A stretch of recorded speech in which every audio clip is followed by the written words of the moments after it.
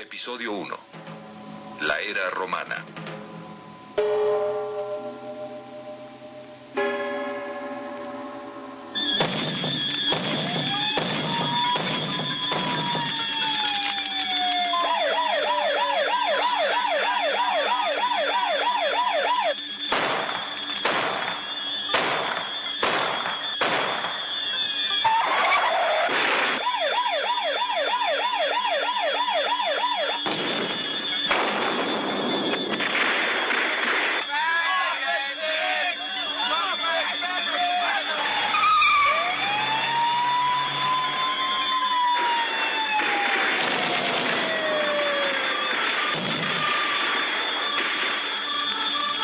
Hay una corriente en la historia y en la cultura.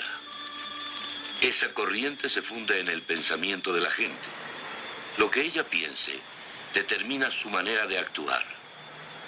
Hay violencia y descomposición en la sociedad al grado de que resulta peligroso caminar por las calles de muchas ciudades del mundo.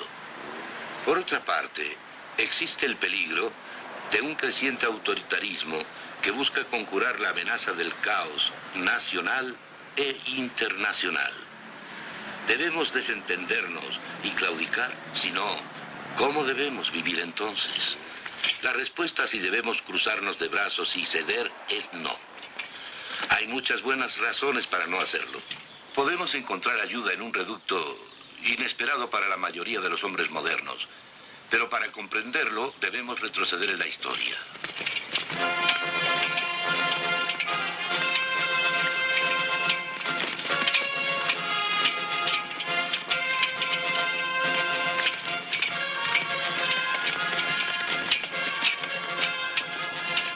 Empezaré con la época de los romanos, porque la civilización de Roma es el ancestro directo del mundo europeo moderno. Desde el tiempo de las primeras conquistas bajo la República hasta la actualidad, el derecho romano y las ideas políticas de Roma han influido en la escena europea, en toda la civilización occidental.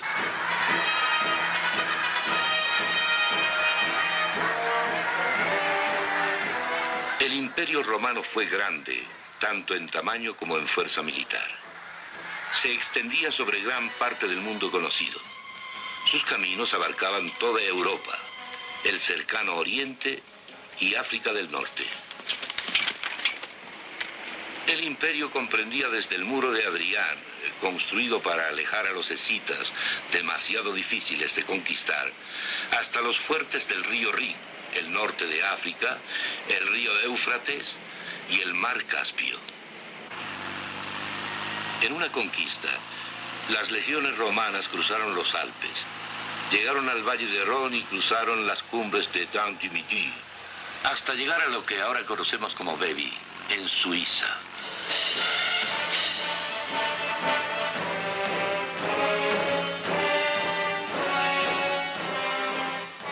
Al principio los helvéticos, principales habitantes de Suiza, mantuvieron a distancia a los orgullosos romanos y los hicieron pasar bajo un yugo, imitando irónicamente las costumbres de los romanos, que hacían lo mismo con los guerreros que capturaban.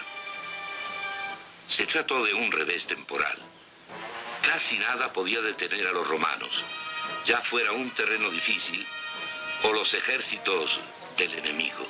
Pasaron sobre las colinas y conquistaron la antigua capital helvética, Aventicum, hoy en día llamada Avanches. Uno puede imaginar a un legionario romano que regresaba a casa desde las vastedades del norte, subir la colina y dominar Avanches con la mirada. De hecho, una Roma en pequeño, con su anfiteatro, su teatro y sus templos.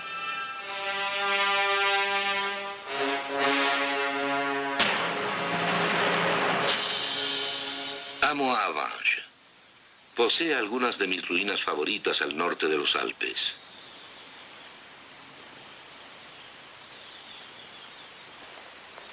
Se ha dicho, aunque me parece una cifra exagerada, que en algún tiempo vivieron aquí 40.000 romanos.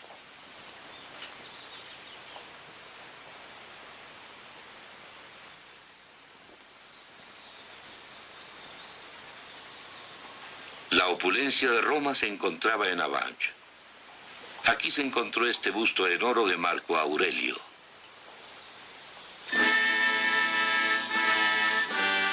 Roma dejó magníficos tesoros de arte y arquitectura a todo lo largo de su imperio.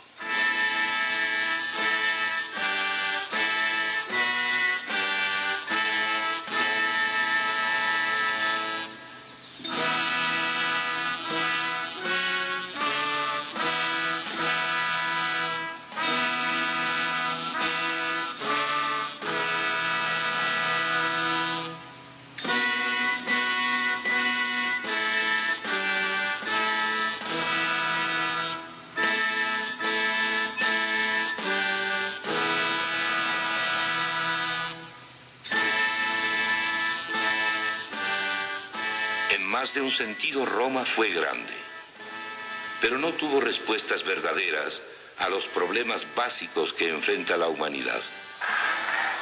Cuando una cultura intenta basarse solamente en su fuerza militar, muy pronto se demuestra que eso no es suficiente. Por la sencilla razón de que sin una base sólida de conocimiento de qué está bien y qué está mal, de por qué debemos hacer ciertas cosas en contraposición a otras, no hay poder militar que resulte suficiente. En un principio, Roma trató de fundarse en las decisiones de los ciudadanos prestigiados de la República, y más tarde en las decisiones de sus emperadores.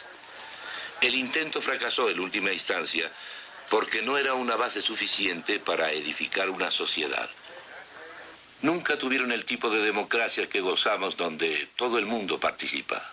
Aquellos ciudadanos reales del Estado trataron de construir sobre sus propias opiniones. Esto fracasó por completo y volvieron el rostro hacia sus dioses. Esta es la diosa Diana, cuyo templo estaba en Éfeso, hoy perteneciente a Turquía.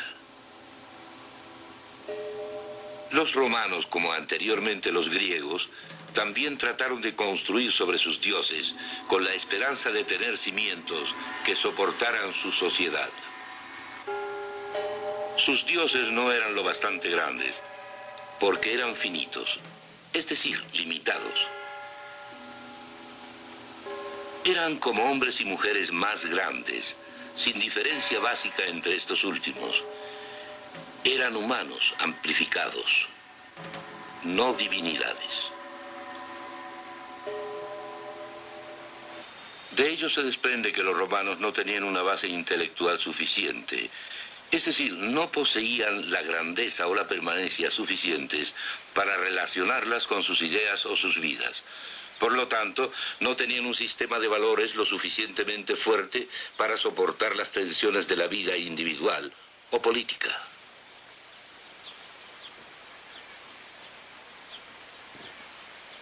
Todos sus dioses juntos no pudieron darles una base firme para la vida, la moral, los valores o las decisiones finales. Los romanos hicieron que sus dioses dependieran de su sociedad, y al tambalearse esta, los dioses se derrumbaron con ella. De modo que el experimento romano sobre armonía social, basada en una república elitista, fracasó en última instancia. El Senado era ya incapaz de mantener el orden. Grupos armados aterrorizaban la ciudad de Roma y las funciones normales del gobierno se quebrantaron cuando los rivales lucharon por el poder. El interés personal tomó el sitio del interés social, sin importar lo complicados que fueran los disfraces. Así que, desesperado, el pueblo aceptó un gobierno autoritario. En los días de Julio César, Roma asumió un sistema autoritario basado en el César mismo. Como lo dijo Plutarco, los romanos hicieron a César un dictador vitalicio con la esperanza de que un gobierno unipersonal les diera tiempo de respirar después de tantas guerras civiles y calamidades. Se trataba sin duda de una tiranía, por cuanto su poder no era solo absoluto, sino también perpetuo. A la muerte de César, Octavio, más tarde llamado César Augusto, sobrino de César, llegó al poder.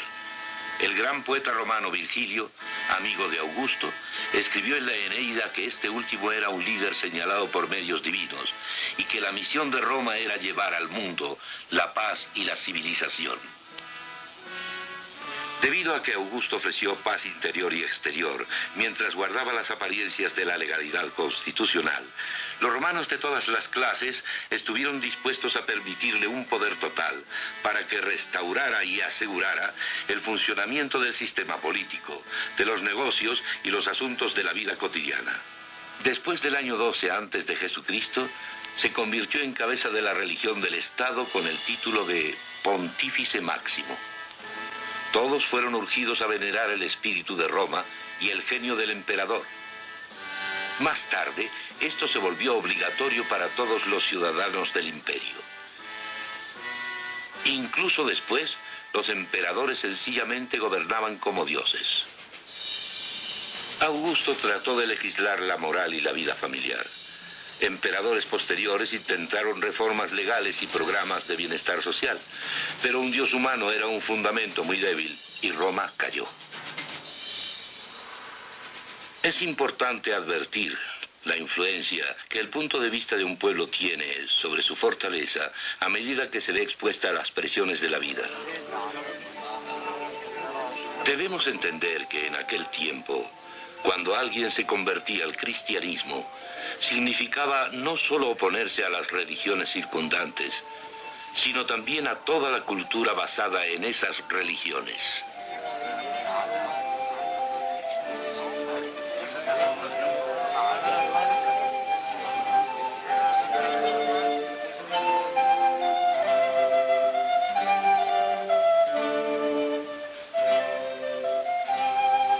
En los días de la antigua Roma, cuando alguien se convertía al cristianismo y era afirmado en la fe mediante el bautismo, había muy poca distancia entre la profesión abierta de la fe y la muerte de los mártires.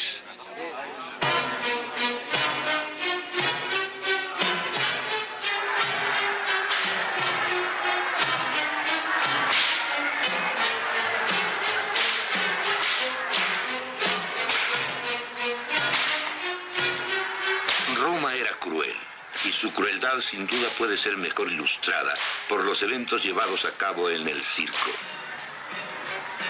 Por ejemplo, el gladiador que vemos en esta estatua.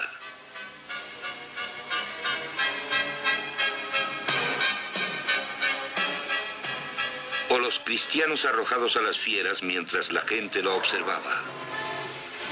No olvidemos por qué se mataba a los cristianos. No eran enviados a la muerte porque adoraran a Jesucristo. Por esa época se practicaban muchas religiones en el mundo romano. Algunas se llamaban religiones del misterio. Por ejemplo, aquí vemos un rito de iniciación practicado por una de estas religiones en una casa romana de Pompeya. A nadie le importaba quién adoraba a quién, siempre y cuando se mantuviese la unidad del Estado, centrada en la adoración del emperador. Los cristianos eran muertos porque eran rebeldes. Esto fue particularmente cierto cuando perdieron el apoyo de la sinagoga judía y con ello la inmunidad de que gozaban los judíos desde la época de César. Podemos expresar la naturaleza de esta rebelión en dos formas, ambas igualmente ciertas. Podemos decir que adoraban a Jesús como Dios y que adoraban solo al Dios personal infinito. César no podía tolerar esta adoración de un Dios único. Este acto fue considerado como traición. Se convirtió en una amenaza especial para la unidad del Estado basada en el culto al emperador durante el reinado de Diocleciano en el siglo III, cuando los miembros de las clases altas empezaron a convertirse al cristianismo en mayor número.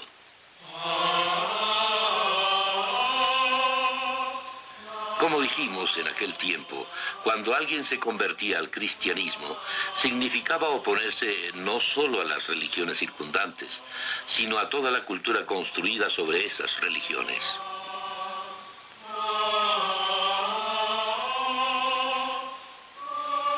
La Iglesia creía que Jesucristo era el Mesías anunciado en el Antiguo Testamento, que había venido y había muerto por el hombre en la cruz.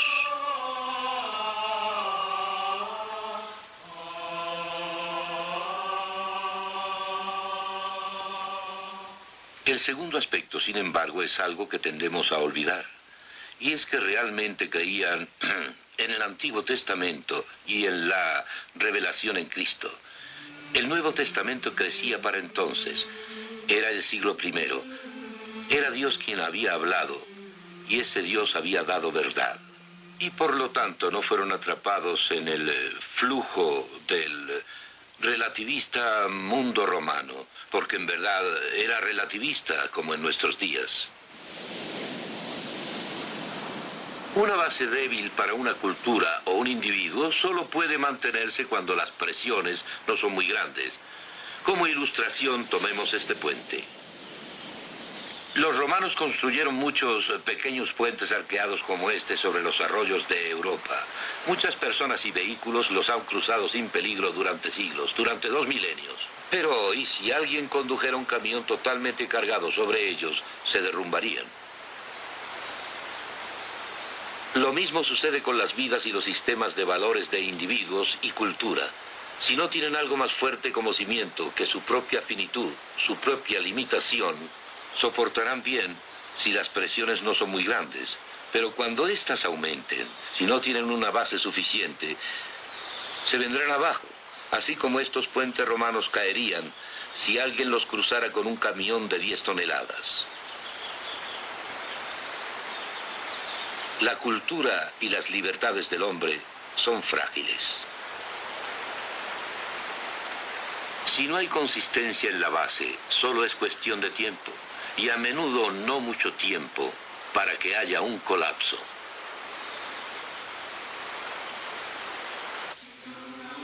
En catacumbas como estas, ubicadas en Roma, los cristianos enterraban a sus muertos y se reunían para el culto.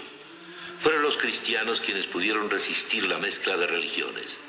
El sincretismo y los efectos de las debilidades de la cultura romana hablan de la fuerza de la visión que del mundo tenían los cristianos. Esta fuerza descansaba en un Dios personal infinito y en que había hablado en el Antiguo Testamento.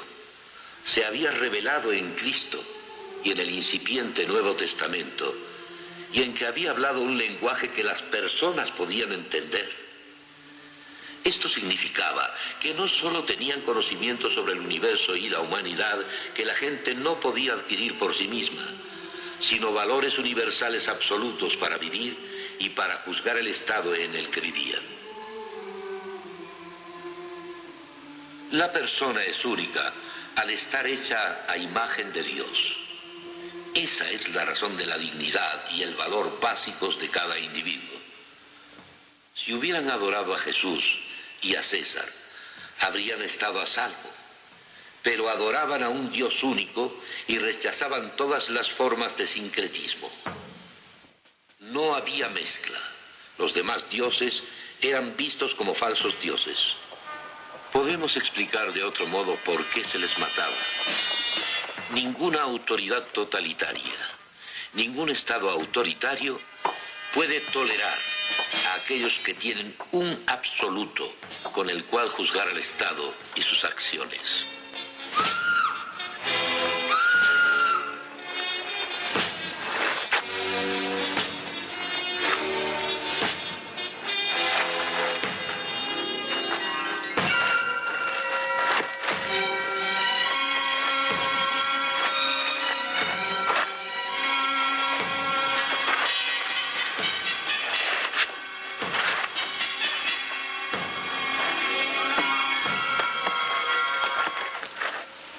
Los cristianos tenían una norma universal con la cual juzgar no solo la moral personal, sino la del Estado. Eran considerados enemigos de la Roma totalitaria.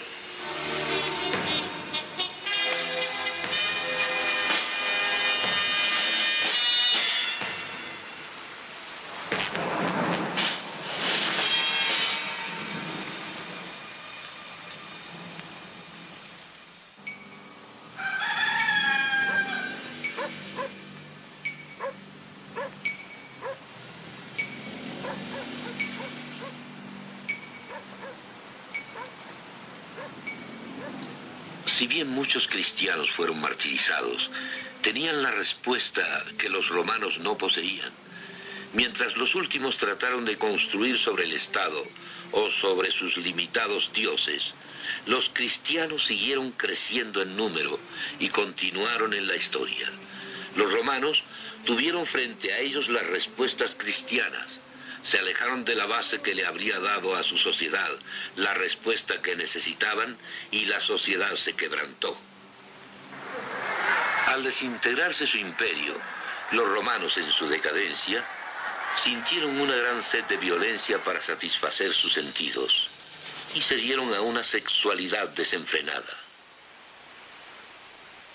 Aquí en Pompeya, a un siglo más o menos de que la República había dejado de existir, el culto fálico era muy fuerte. Cuadros o estatuas de un exagerado contenido sexual adornaban las casas de los habitantes. No todo el arte de Pompeya era así, pero el que ostentaba representaciones sexuales era muy abundante.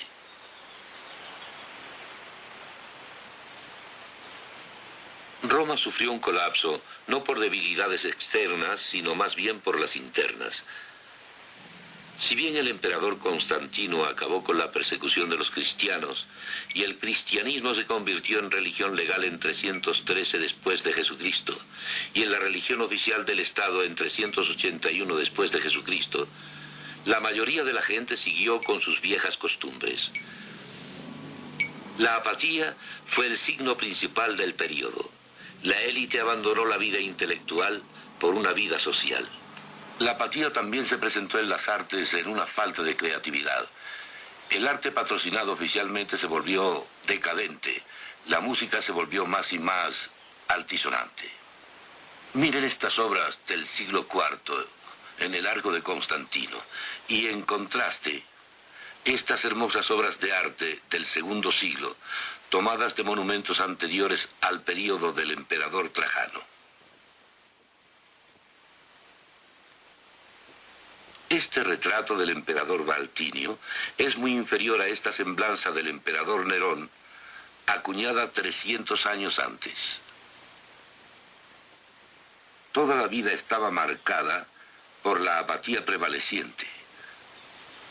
Cuando la economía romana se hundió más y más, agobiada por un costoso gobierno y por la inflación, el autoritarismo aumentó para tratar de erradicar la apatía.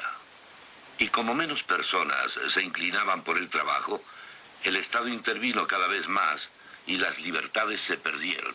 Por ejemplo, los campesinos en pequeño se vieron atados a sus lugares por ley. Debido a los resultados de la apatía y a la opresión, poca gente pensó que la vieja civilización era digna de ser salvada.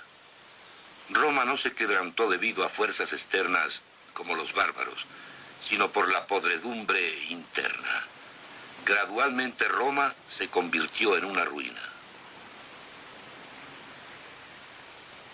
La conclusión que obtengo observando la era romana es que no hay nada humano que proporcione una base suficientemente fuerte para la sociedad y para la vida individual de hombres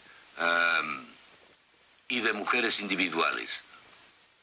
Los griegos y los romanos trataron magníficamente de construir su sociedad sobre aquellas personas que le habían dado forma, lo que era una sociedad exclusiva y elitista.